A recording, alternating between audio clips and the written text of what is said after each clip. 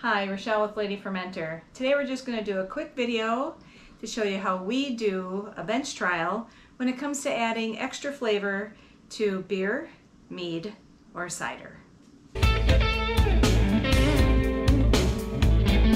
Alright, so bench trial. This is a great method to use if you want to add extra flavor to your beer, mead, or cider. So let's say you do a chocolate cherry stout, and after in the fermentation there's not enough cherry flavor. You could come in with cherry flavoring or extract and add some more in. Or let's say you're doing an apple pie cider.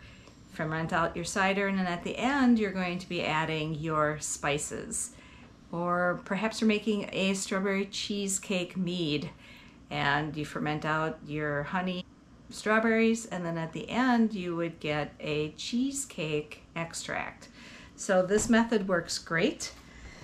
Here you see we have 3 glasses. Each has 2 ounces of a brown ale. Now this brown ale has not gone in the keg yet, so it's done cold crashing and it's been gelatin fine. So now we're to the point we're going to add it to the keg, but we want to know how much fenugreek tincture, and I can link the video that I watched on how to do this. I did make a couple changes. One, it didn't have enough maple flavoring in it, so I added.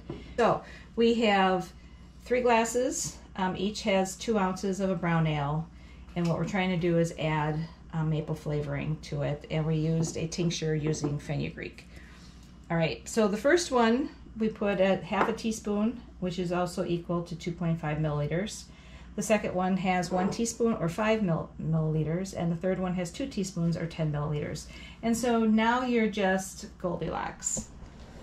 You're just Goldilocks at this point, and now you're going to taste each of those and see which one you prefer, and then extrapolate the math out after that. So you know you have 1 ounce or 5 milliliters into 2 ounces, so you would just, however many gallons you made, you would just extrapolate the gallons out and the mLs, and then you would add that to your beer, mead, or cider. That's it.